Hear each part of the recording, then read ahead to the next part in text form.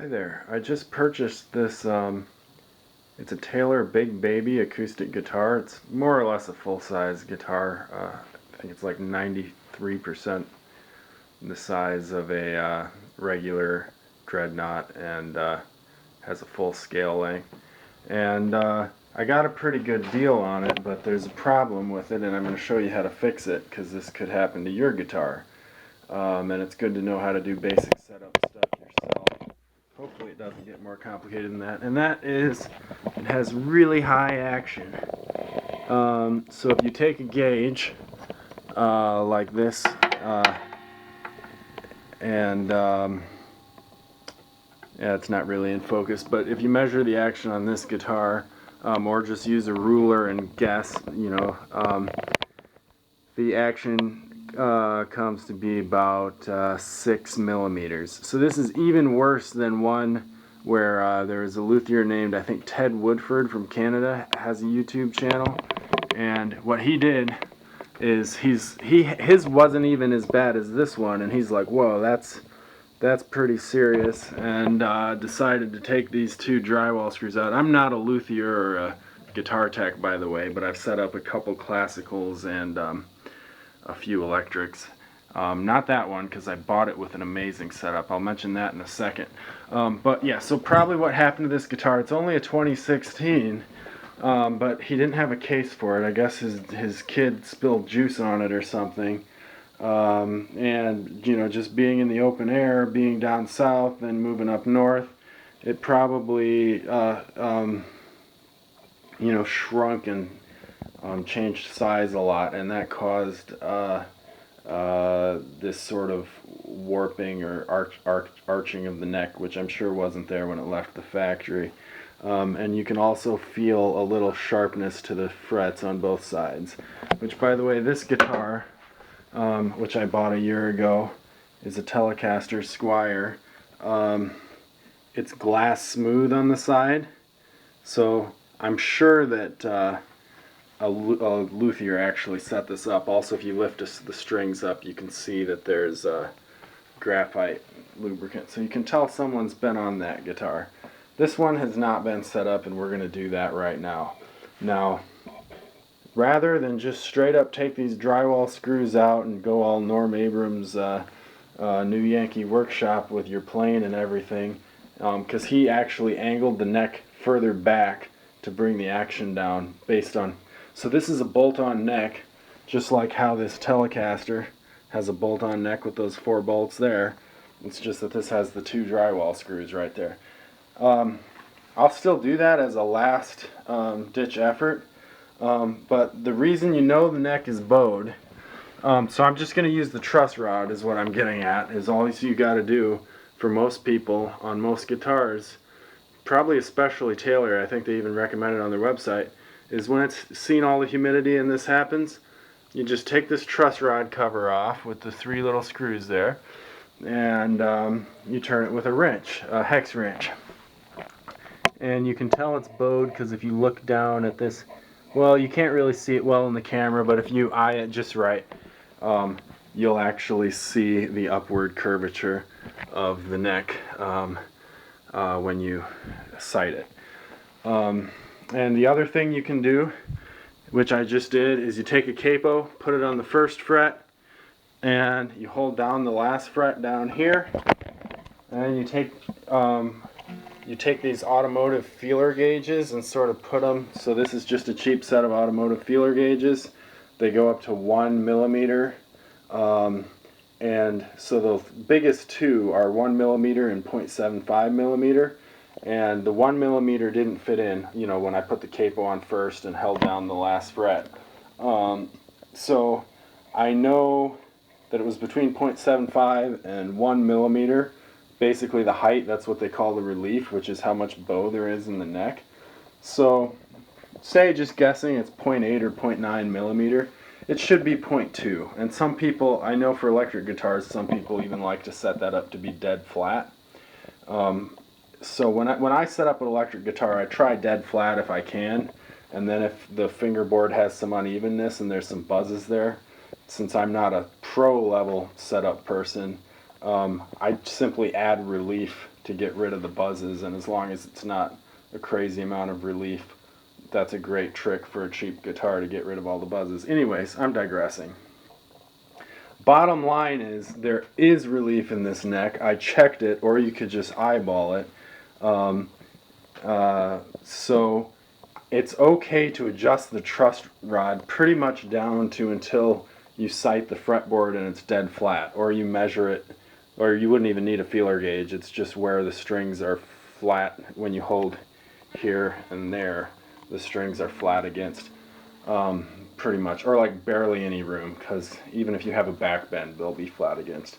So yeah, basically that's what we're gonna do, and what I'm hoping is that if I crank the truss rod enough to bring that 0.8 millimeter measurement of relief down to 0.2 or 0.1, that the action will kind of fix itself. It's at 6 millimeter now, and we really would hope it to be maybe 2 millimeter on the bass string, and even less than 2 millimeter on the treble string, maybe 1.5 millimeters. And hopefully that happens. If you don't quite get all the way down there, you can file some, you take this white piece out. So here's a classical guitar one that I haven't, it's a blank, but I'm planning to file the bottom of it and put in my classical guitar, because when I filed the one that was in there, I went too far and it's currently shimmed back up. So I just wanted to start from scratch. But it sounds okay even with the shim in there. So I'm not going to do that right away. But anyway, if we don't get all the way down there, I did measure the height of the strings off the bridge, and it's only 2 millimeter here, and what was it here? 4 millimeter. So actually this is a pretty low bridge already. If we were to file this down so the strings were almost resting on this dark wood, so getting rid of the 4 millimeter here would only take 2 millimeter off at your 12th fret, which is not a lot, and it just looks stupid having your strings resting against the wood, or dang near resting against the wood. So I might shave a little off the bottom of this, or else I will actually, I'm not a Norm Abrams woodshop real guitar guy, so my dad does have a plane that I could borrow, and I could carefully vise this thing,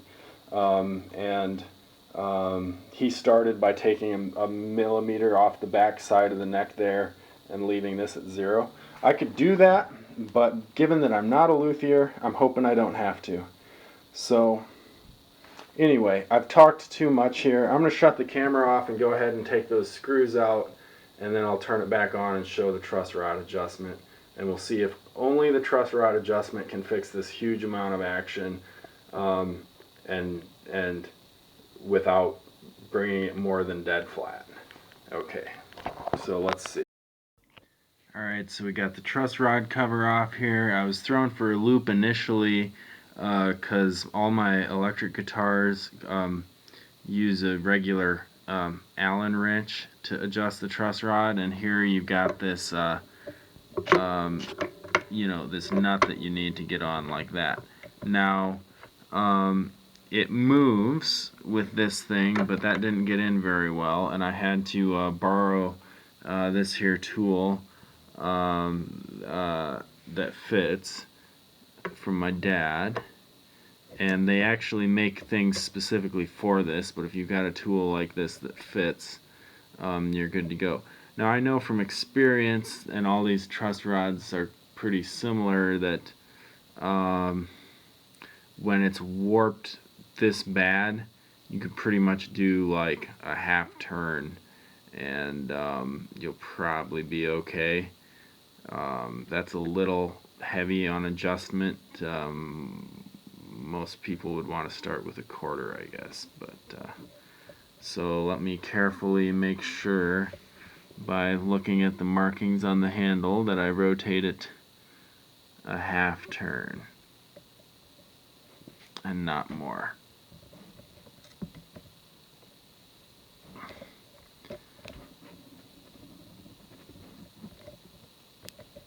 Feeling good amount of resistance there. I'm actually at a quarter turn, and just based on the resistance and feeling that the neck is bowing the way it ought to, I'm going to say that the quarter turn is actually enough. I don't want to push it.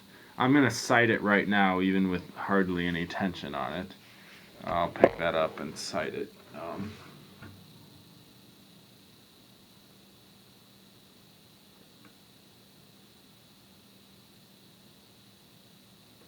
So the neck is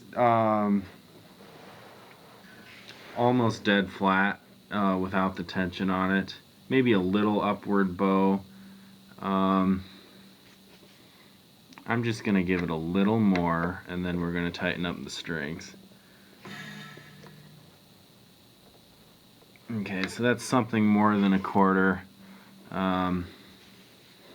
You know, maybe a third of a turn total that I put into that. And now we'll see, we'll tighten up all the strings and measure stuff. I'll shut the camera off while I get, well, I won't put the truss rod cover on, but because I might need to nerk it again, but I'll get the strings tuned back up and we'll take some measurements and see how it feels. Alright. Hey, we finished tweaking the truss rod, got the strings back up to full tuning, and measured the action at 12th fret. It's still high. It's 4 millimeters, and the neck's flat now, pretty flat. The relief went down from 0.8 millimeter to 0.2 millimeter. So now the relief is right, but when you sight it, I'm probably not holding the camera right there, but you can actually see that the neck is angled too far up, like this, and there's a little bit of an air gap there, which right here, which I'm guessing wasn't there in the factory. So the neck has repositioned itself in the 4 years that this guitar has been alive, and that's now upward angled. So we're gonna have to go ahead and take these two drywall screws out, pop the neck out, and put a shim behind the neck there. So a shim that raises it down here and keeps it about the same level up here, which should be about 1 millimeter or 1.5 millimeters, and that'll angle the guitar neck back to be flat. I'll probably just use like a credit card, so that's 0.7 millimeters, or I can cut it and stack it and get up to 1.4 millimeter. Also, I might use clarinet reeds, which sort of have a ramp at the end, so the first 1.5 centimeters of that ramps from 0.3 millimeter up to 0.7 millimeter. So I might use that in conjunction with scraps of credit card to make a nice shim. I'm not worried about damping the tone of this guitar at all. You know, most of the tone of the guitar comes from the vibrations at the bridge, which get the whole soundboard resonating, and you're not really worried about the resonance of the neck helping your sound. You just don't want anything that sucks tone and is really absorbent. Which plastic will, I'm not worried too much about the bamboo. Plastic will suck a little more tone than a hardwood shim would, but I don't want to pay $40 for a StewMac hardwood shim. And you know, I've shimmed a bridge, which is much more important for the tone in a classical guitar, just with a household item before, and it didn't suck any tone that I could tell. So I'm going to go ahead and do that. Alright, in order to take the neck off, I first got to take the strings off. Actually, I'm only taking the strings off down at the bridge, and I'm going to put a capo on 1st fret and leave the strings dangling off the neck, because I'll reuse these strings for now. I've got them totally slacked, and using my fingers I could only get this one peg out. The others seem to be in there pretty good. And I've only changed strings on a steel string guitar before once, and I just used pliers for this job because it was like a $30 beat up Applause guitar that I didn't care about as much as this, which I want to be nice to this one. So I've got a spoon that actually I still need to wash, and I've wrapped swim cap latex rubber around it to sort of protect the guitar, and see if I get some leverage. Actually, I haven't tried this yet, but I think it'll work. maybe pry that in connection with, yep, that worked. So I'm feeling like, I guess I don't really care about marring the pegs, you know, because that's not part of the Taylor guitar that I need to keep unmarked, you know, just to keep it pretty, because you can always replace these pegs. They're, you know, they're standard, I think. Probably, I don't know. Get that peg out.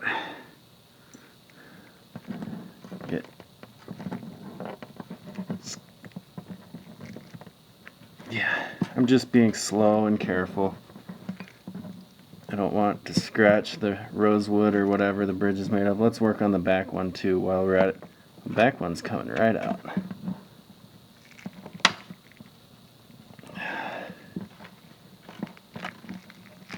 I lost my leverage here because the spoon is now touching the wood, so I've got it. Well, I could bend the spoon and then I'd still have a lever arm, but I think this is working. I'm trying to keep my long fingernails away from the rosewood just because I don't know if that'll scratch it. So I'm just being careful here. There we go. Alright. So now they come out. So yeah, I'm going to pull all these out, and then I'll take off these drywall screws and lift the neck out, which I'll probably videotape that too. I have no idea how it'll go, but I saw once or twice it being done on YouTube, so I have the feeling it'll just come out fine and won't be glued in or anything. So I'll get the strings off and then I'll show you that. Alright, so I got my strings all pulled out, tied them off with an old sock so they don't flail around and hit the guitar. So those are all off to the side. Now I'm going to take these screws out. You want to find a screwdriver that fits well. It might not fit perfectly because this is, you know, Menard's hardware store grade of, you know,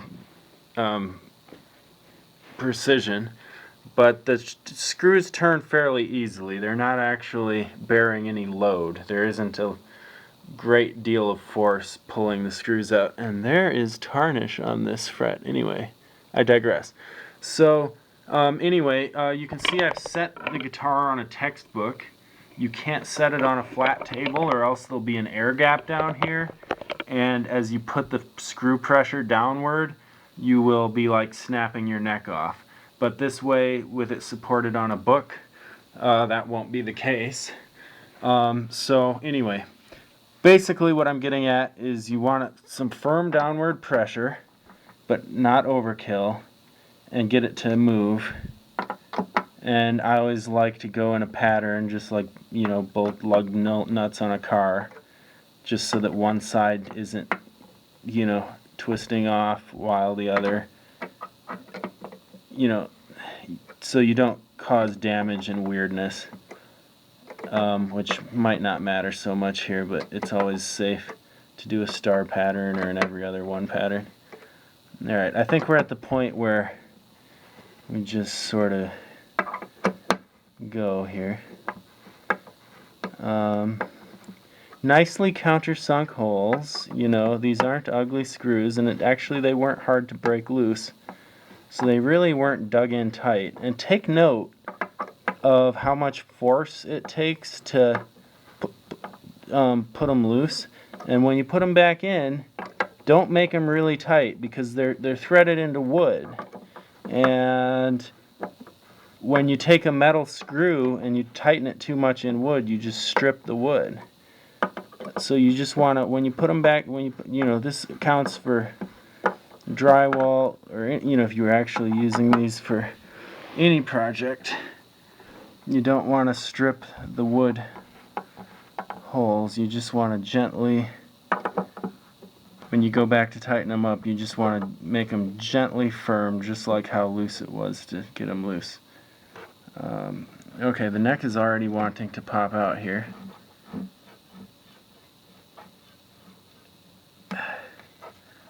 Okay, so the neck is actually angled so that it's tight right here and it's open back here. So you need to push the guitar the neck this way and then it will kind of come out. Alright, so the neck is off. That was easy peasy. So you see some number. That's probably, oh, that's really funny. It says 07 11 18. Maybe that means 2007. Anyway, so that's your piece of lumber there. Trying not to let the strings whack anything as you take it off. We've got a 14 shim here. Alright, the luthier on YouTube, it said Arturo there. Mine says nothing, which is a little less personal. I'm sad. But so we do have 14, probably means 14 thousandths of an inch. No, that's way too thick. So probably this rises above. Yeah, that feels like 14 thou. I'm guessing the 14 means that the jump as you go from this level to that level is 14 thousandths of an inch. So I don't have a credit card nearby, but I'm gonna go think about how I want to do this. I'll probably be putting credit card material or clarinet reed material back here before I reset the neck. Overall, this was really just a few minutes and not very stressful at all. I am not afraid of breaking anything on this guitar. It just feels like a natural, like the way the screws fit in there. I feel like as long as I don't screw it back down too tight and mess up these threads, that you could take the neck on and off 10 times and it probably wouldn't mess anything up. Because the thing that's really supporting the load is how the guitar is fitting, especially this surface here is bearing all the load. The screws are just there to kind of hold the neck there. I think the drywall screws is an okay design. I just don't like the fact that for some reason the neck decided to angle upwards, but in just 4 years. But we're going to figure out how to fix that. I'll figure out my credit cards and then turn the camera back on. Look at that dismembered guitar. That's a pretty surreal experience. Anyway, I figured out what I'm going to do for shims here. So basically, I took a piece of like snipped library card paper and I'm just filling that little cavern behind the factory shim. And then to create a ramp, so you could just put a credit card in like this without snipping it in half, and that fits perfectly, and that will raise the neck a little bit, which would lower the action by 0.7 millimeters. Every little bit helps. But what we really want to do, so what I didn't want to do was have to run a plane on the bottom of that like a pro luthier would. And I checked the forums, and I think this is a good solution. So I just snipped the card in a third, put that piece there, and then I'm going to go ahead and snip the 1.5 centimeters off the tip of a few clarinet reeds. These were only 30 cents a piece, and I've got tons of them.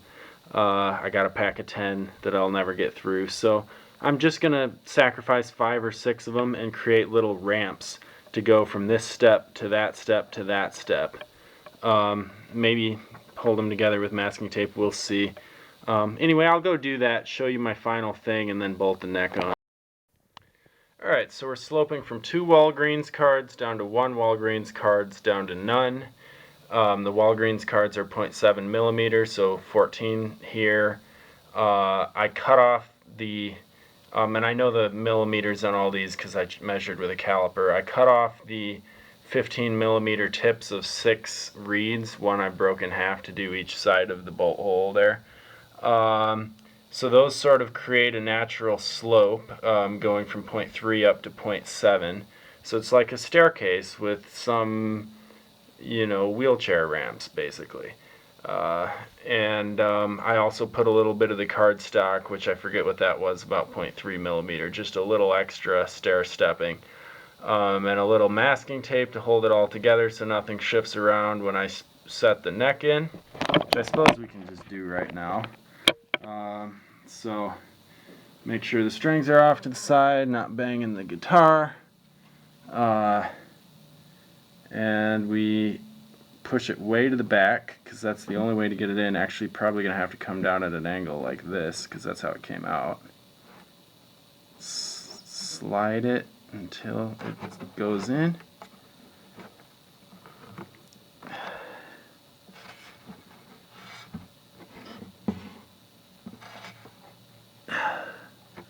That is too much of an angle. That's way too much of an angle. So it's a little over 2 millimeters at the top side. And I can already tell just from the gap here, and it used to be sitting inside that crevasse there, that it's too much of an angle. So I'm going to have to re-envision this. I'm probably not going to go up to 2 cards high.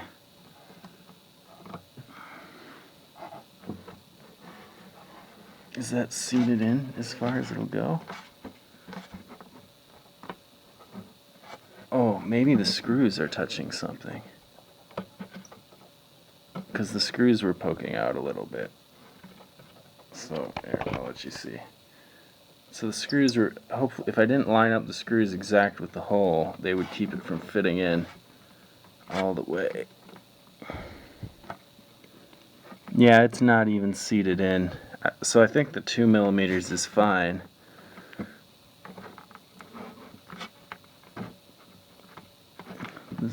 The drywall screws just aren't finding their hole. I need to bring them up until they're almost about to come out, so that they don't poke anything, and then get the thing completely seated.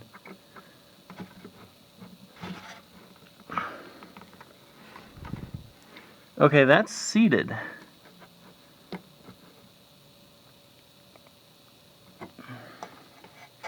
Hang on.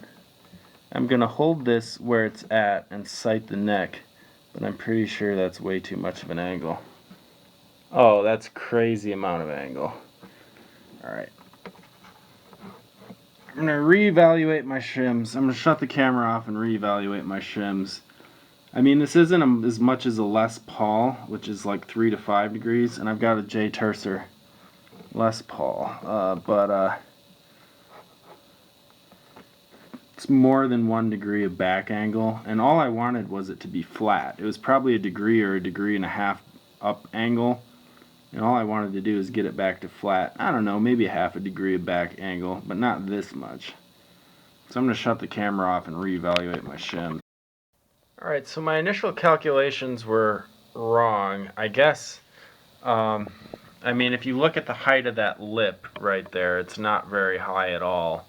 And by raising a whole 2 millimeters, it's sort of coming out pretty high, and it actually was coming at a back angle that was way too steep. All I wanted to do was flatten the neck out, not a crazy back angle. So I've just got 4 clarinet reeds there. I mean, I just snipped off the 15 millimeters of it. So they have a grading from 0.3 up to 0.7 millimeters. So I'm only going to raise the neck as a whole 0.7 millimeter. And then I shouldn't get the crazy amount of back angle on the neck anymore. That fits and doesn't have an embarrassing high lift there. You can see a slight crack because of my clarinet reeds, but not a crazy amount. Alright, just looking at this, it feels good. And if I were to put more reeds or credit card in there, you know, there's a credit card height sliver, a hair under a credit card height sliver there. But, well, I will hold it right here and sight it quick. I don't want to speed things up for the camera, but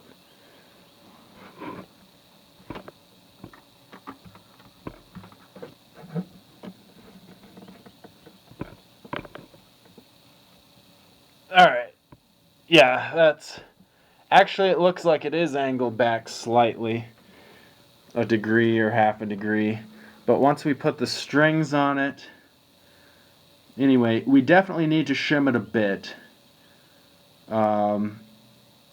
You know, 0.7 millimeter in the back pocket area. So honestly, alright, I think I understand what's going on here. For the sake of the video, I'll pull this out just to show you.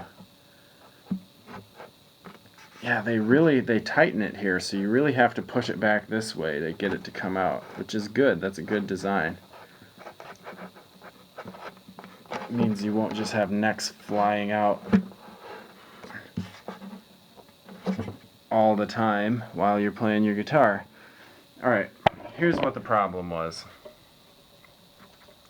If we didn't have the clarinet reeds here, okay, if we didn't have the clarinet reeds here, you would basically, at the back of this factory shim, the neck was like tipping over the back of this shim right there, and where I backfilled with this piece of cardstock, it was tipping over the back of that shim like a fulcrum, and the whole neck was lifting up, and a gap was opening right here. So the height of this factory shim, 14 thousandths above the level, is probably right if the neck was actually held flat down.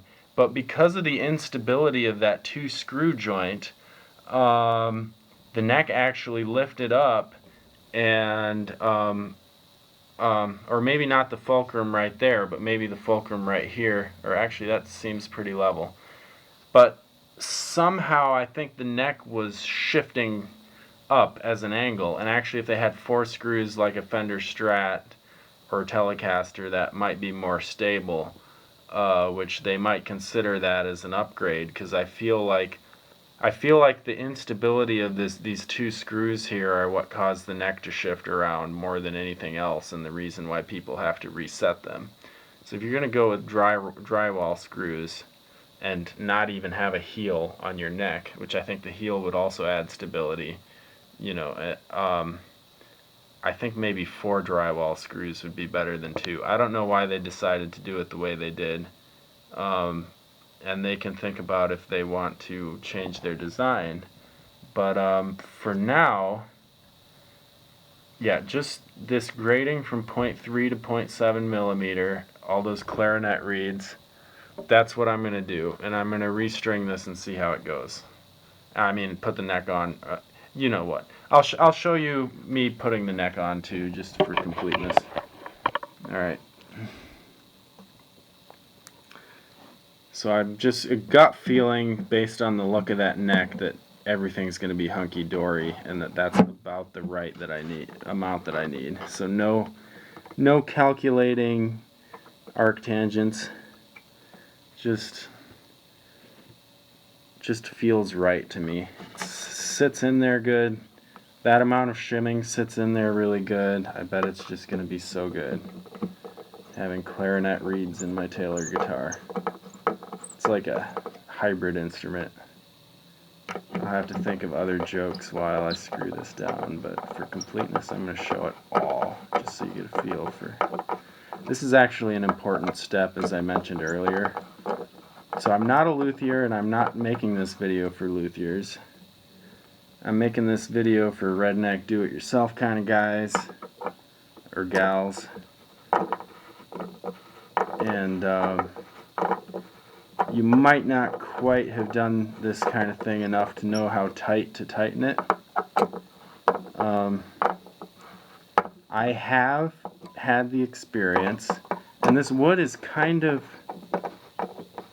I mean, it's technically a hardwood, I think, spruce maybe. This top one is a little stiffer. Anyways, I got sidetracked. I have had the experience of stripping out wood before when you put this kind of screw in. Basically, once it's a little bit snug, you stop. Because the snugness of the screw beyond a slight bit is not what's holding the neck in place. What holds the neck down is just the force of the strings pulling it back into the pocket and the shape of the pocket. So if you tighten the screws, you're just gonna strip the wood. So I'm still not even down there yet, but it's starting to feel a little tightness. And they countersunk the holes nicely. Just a little tightness, hardly anything.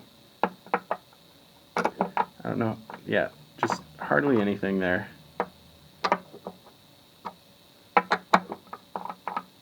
Yep. I don't know what that is. Well, this one needs to go down a little further visually. This one was just tighter all the way. There we go. And that neck is on, and I'm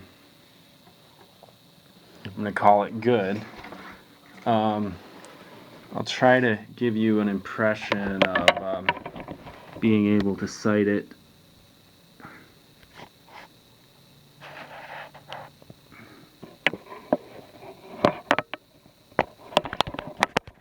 Change the focus to far field. So you can see the neck back there is pretty flat with the guitar. And I didn't get a good glimpse of this before, but it was up angled a degree before. So that's, the guitar is not dismembered anymore. It's now a normal looking guitar, aside from the fact that the strings are going off with socks tied around them. But so now I'm going to string it up and check the relief and the action and everything and see if it's good. And I got a real good feeling it's going to be hunky-dory. So I mean, you know, the strings go back in the same way they came out. I'm not going to show all that, so I'm going to cut the video and do that now.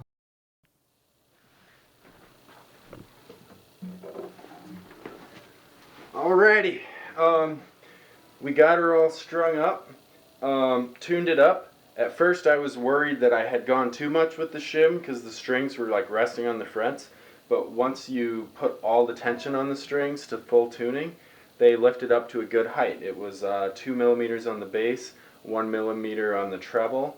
I did take off, you know, so I went the other way, the counterclockwise, took off about a 1/16 of a turn on my truss rod. So now the relief is perfect, the action is perfect. I think it's like 2 1/4 and 1 1/4. The beautiful guitar. The fretboard is perfect, you know. There's not a buzz anywhere.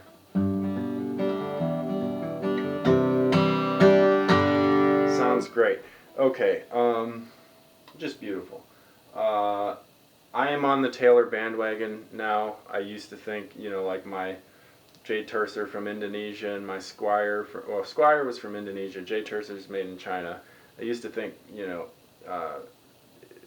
these kind of cheap guitars made in Asia are fine for me, but the level up of Mexico and Taylor Prestige, it's worth something. They, at the factory, the nut height is perfect. That's something I've seen on like Ibanez and J Tercer doesn't have that at the factory. You have to file them down. Fretboard is amazing. Sound is good. Great guitar. And the fix was pretty easy, though some people might not want to have to do that. In my humble opinion, I think you could improve this guitar just by putting 2 more bolts at like the 19th fret. So just like this, so this is a J Tercer copy of a Les Paul. It's got the neck angled back something like 3 or 4 degrees. And it's got those 4 bolts there. That's proven since 1950 to be a great design. You know, it's the same thing, 150 pounds of force on the strings, and those are you know, they don't start angling up all over the place on you.